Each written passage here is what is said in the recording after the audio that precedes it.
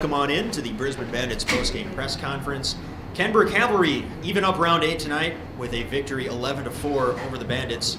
And we are joined in the post-game press conference by the manager Keith Ward, center fielder Robbie Podorski, the Thursday night starter J.J. Hoover, and tonight's starting pitcher Philip Pfeiffer.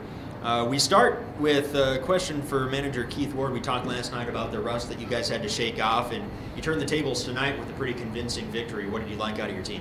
Look, obviously we battled hard at the plate tonight as a start. I thought 1 through 9, all the guys swung the bats well. We actually mounted a lot of pressure, and forced their guys to throw competitive pitches time after time. So after a while, that wears you down. And we talk about having quality at-bats and making sure that we get the guy that's hitting behind you quality pitches to hit through having a quality at-bat. And I thought that we did a really good job last night. And then on the flip side of that, obviously Phil threw a fantastic game for us tonight. We spoke before the game about him going out there and throwing 7 innings, and he certainly delivered. Yeah, he went 110 pitches tonight, yep. And 4 runs is more than he's accustomed to allowing. But obviously tonight he had the offense behind him. What was he doing well? Look, we know that he throws quality off-speed pitches, but he's also got a fastball that can challenge anybody in the league. But the key for Phil more than anything is just getting ahead, throwing strikes, and trusting his stuff. And he did a great job again tonight. Phil's stock is rising in American baseball, and I know you have to balance your obligations with that. At this point in the season, do your expectations for him change? Not at all. Not at all. Phil's out here to pitch. And from the get-go, he's been a team-orientated guy where he's basically said to us, anything you need, I'm prepared to give you. And from the first game of the season, he's gone out there and done exactly that. If the pitch counts in around that 100 mark, we probably extended him a little bit tonight, but throwing the ball so well with a decent lead, we were comfortable going out there and running up to 105 or 110 pitches. Finally, I don't know if it was the full moon or what, but there was a lot of weird stuff going on in the game tonight. I won't ask you about everything, but I do want to get your understanding of that Melion hit by pitch, dead ball, third strike call. Yeah, look, it was obviously a tricky situation for me because I thought it wasn't even a check swing. I thought he flinched at it, shut the swing down as it was up and in, and he tried to bail out of the way and it hit him on the hands. Mel thought that he swung at it enough to call it a strike. And obviously whether it hits his hands or not, if he swings at it, it's a strike, and obviously strike 3 in that situation. So obviously we had a fairly lengthy conversation about the interpretation of the check swing and whether he was actually just trying to get out of the way of the pitch or not. Mal promised me he's going to go and check the video after the game and let me know whether I was right or wrong tomorrow. So we had a pretty good conversation about it, and it's one of those things where you're not necessarily going to win that, but he thought he got a good look at it, and at the end of the day we've got to live with that. So was it more of a rule interpretation thing, or did you just want him to appeal the call to the base umpire? Look, ultimately I wanted him to just check with the first base umpire on whether it was a check swing, and he thought he got a good look at it. It's one of those calls where it's his judgment. And some go your way, some don't. Obviously, I would have liked that to have gone my way, but it's part of baseball. All right, next question for Philip Pfeiffer, who got the win tonight, improving to 3-1, and pitched well against the Bandits a few weeks ago. And I'm sure you'd heard stories about the difficulties of pitching in this ballpark. What was your approach tonight? Just try and throw the ball at the bottom of the zone, let him put it into the ground. And we did a really good job of that. There was that long top 7, and kind of lost it there for the beginning of the bottom of the 7th. But other than that, I feel like we executed, just try and keep the ball in front of the outfielders. How much does it mean to you to have that faith from your manager to finish what you started? It's huge. Going out into the 7th inning there with that lead, like the idea is to save the bullpen. As a starter, like that's one of the, biggest things you need to do is stick up for your fellow pitchers and bail them out when you can. And tonight was one of those nights where I had the opportunity to do that. And I'm glad he left me out there. Next question is for J.J. Hoover. I couldn't help but notice that you started last night's ball game, and tonight you were coming out and talking to your starting pitcher. What do you see your role as a veteran leader on this team? And what do you hope to impart on some of the other players on the pitching staff?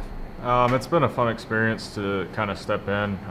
We lost Grano early in the season with some just family things that he needed to take care of. So with Kenty and helping in the bullpen, I offered to just share my experience and just be there as the pitching coach to give Wardy another guy to help with the burden of that. And it's just been fun. It's been cool working with the guys and being able to share some of what I've learned in my time in the game. Whenever your playing career comes to a close, do you see coaching as potentially part of your future? I haven't really given it too much thought. This is my first foray into it. So it's been, I've really enjoyed it though. It's been something I will consider moving forward, but I feel like I've got a lot more in the tank left. Next question is for Robbie Podorski. Robbie, you had a couple big hits, but the biggest impact that I think you made in this game was on the bases. In the 6th inning, you singled, stole second, took third on a wild pitch, and scored on a wild pitch. How does your aggressiveness play to your advantage, and how do you use that to help your team win ball games? Well, I think I have a pretty good feel with knowing my type of gameplay, which is scrappy and 100%. So I just try to simplify as much as I can and try to bring a lot of energy, and good things usually happen. Things got a little chippy there in the 6th inning, and I think you had the last laugh when you came in to score on that wild pitch that only got about 10, 15 feet away from home plate. What gave you the confidence in that read to make the break for the plate? The third baseman was playing pretty far off, so that allowed me to get a pretty significant lead at third base. So, I mean, I was halfway to home plate before the pitch even crossed. Finally, nice diving play in center, shallower center field here than perhaps you're accustomed to playing. Take me through that play and your ability to make the catch. At that point, I kind of just let instincts take over. I try to get a good read, see where the pitch is located, and see what type of swing the hitter puts on it. That way I can get like a jump start on it, and I just trusted my instincts right there. Pass the mic to Paul Campy. Just for Keith, just in that hit by pitch, third strike, he sat on the ground for a period of time. Was he okay? Yeah, his knuckles are a little bit broken up a little bit, but you know, he's a pretty tough character. And to his credit, he dusted himself off and went out and wanted to go out there and play shortstop. So, you know, credit to him. He's like most of the guys, or all of the guys on our team. You know, they all bring something different, but the one thing that they do is play hard every day. They're blue collar guys, and you know, I love guys like that. So really pleased that he could get up and go back out there so that he can hopefully come up okay tomorrow as well. Our thanks to Robbie, JJ, Keith, and Philip. Coming up next in a few moments, we'll have the Bandits half of the postgame press conference. Thanks, Phil.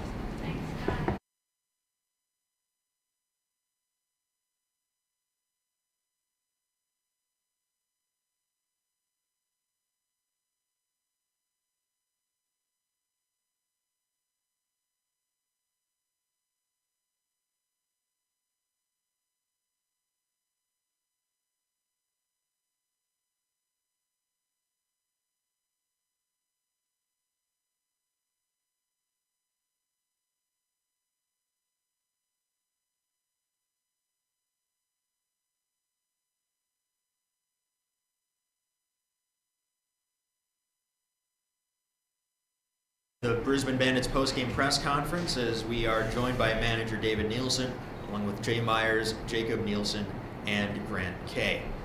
David, not quite the game that you were looking for as you looked for your 4th consecutive victory. We talked last night about how sharp the team looked both at the plate and in the field. What needed to be tightened up tonight? Well, I think it was just a difficult night facing Pfeiffer. I mean, he was pretty dynamic on the mound, and you know, they swung the bats really well. I mean, they played really well. You know, they did a lot of things good, and we just couldn't contain them. You know, that was basically the story of the night. Their pitch was sharp. Anytime we had a little chance, he just put us away. So they had the momentum the whole night, and we just couldn't get that momentum back. And you know, tip your hat to them. Both teams had their issues with the strike zone, and I suppose that's just a fact of life when you have so many at-bats over the course of a night. But what was your understanding of some of the more controversial moments in tonight's game? Well, I mean, every moment looks different from each dugout, right? So from first base, it looks different if you're wearing black and yellow versus black and orange.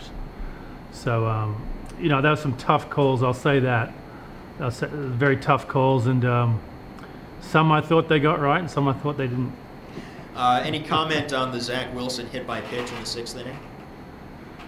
No, I've never seen that before. That's the easiest base hit he'll ever get, or anyone will ever get. So what was that ruled down there?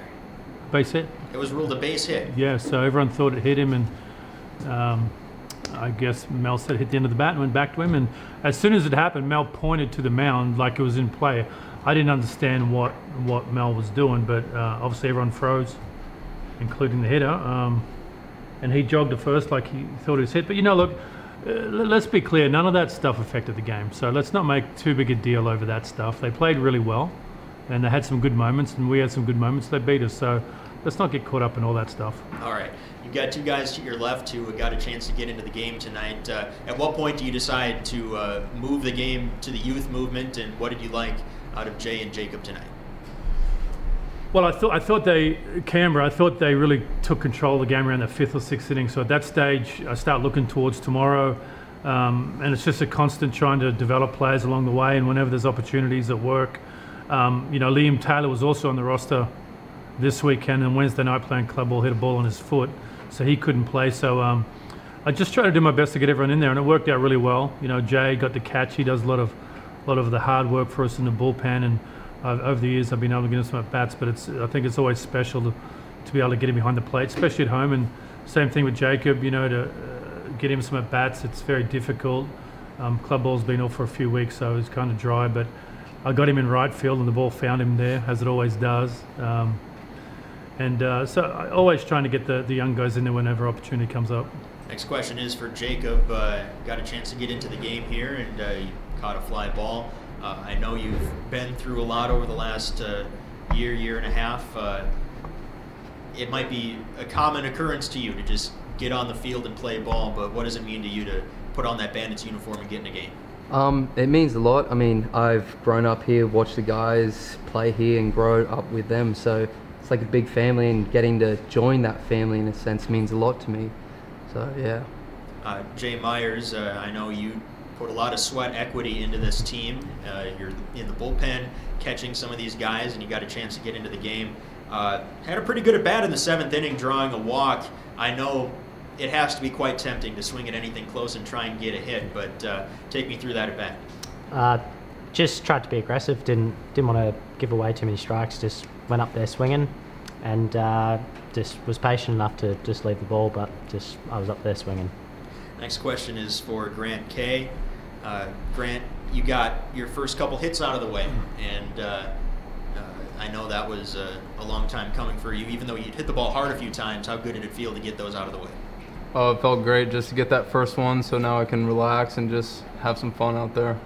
I know you wanted to get your first ball out of circulation, and eventually we got that taken care of. Any more to the story that we should know about regarding that? Oh, I didn't even know what was going on, really. I guess I'll take that ball back to my family, though. The Vandy guy didn't want to give the ball to the Louisville guy, but I guess we got it back in the dugout. Yeah, there's something wrong with that. Defensively, you've been a great help to this team as you've tried to solidify second base. How has your adjustment been to the Australian League, getting settled in Australian life, and trying to play an elite level of baseball all throughout that time? It was a rough first couple of days for me. I got sick right when I got here, and then it just took a little bit to get going, but hopefully I can just keep moving forward and get better every day. Next question is from Paul Gonzalez. David, just for you, with matchups tomorrow, you've got doubleheader, 2:30 and 6 o'clock. Who do you have going in game one? Yeah, Tim Atherton game one, Travis Blackley game two. So obviously feeling pretty good, and I know they're going to be throwing some arms at us tomorrow, so it should be a pretty good day. I guess, and then the big question, he's kind of your utility go-to guy, and he's been probably your most productive offensive player with Dutton. How is he looking? Is he day-to-day, or how is he going to progress? Yeah, it's a tough one. You know, as a late scratch, just his neck, you know, one of them ones you wake up and you just can't shake it. So he was in a pretty bad way. Hopefully he feels better tomorrow. And again, with a little bit short with the development players, Liam Taylor and even Nate Van Can struggling. You know, so we had a late change, and just took another right-handed bat out of the lineup. But you know, the thing about Wade, he brings so much energy to the game. He just loves to play, and you know, we miss that energy tonight. Hopefully, it's there tomorrow. Thank you, guys. Right. Next question is from Paul Campion. And just for the young guys, Jay and Jacob, you know, just this taste of you know, the Bandits this evening must make you hungry, mate. But what do you say to Dave? Give me another crack. No, I'm just grateful for every opportunity possible, and I'm here to learn and sit around and do my time, and then whenever the time comes, if it ever happens, I'm going to be ready for it. Yeah, I mean, every chance you get, you want to give it your best shot. So you get as prepared as you can. You watch the guys, learn the craft, and give it your best shot. Congratulations. Our thanks to Jacob, Jay, Grant, and David for their cooperation in our post-game press conference. The Bandits are set for a big doubleheader on Saturday as they wrap up round 8 against the Canberra Calvary.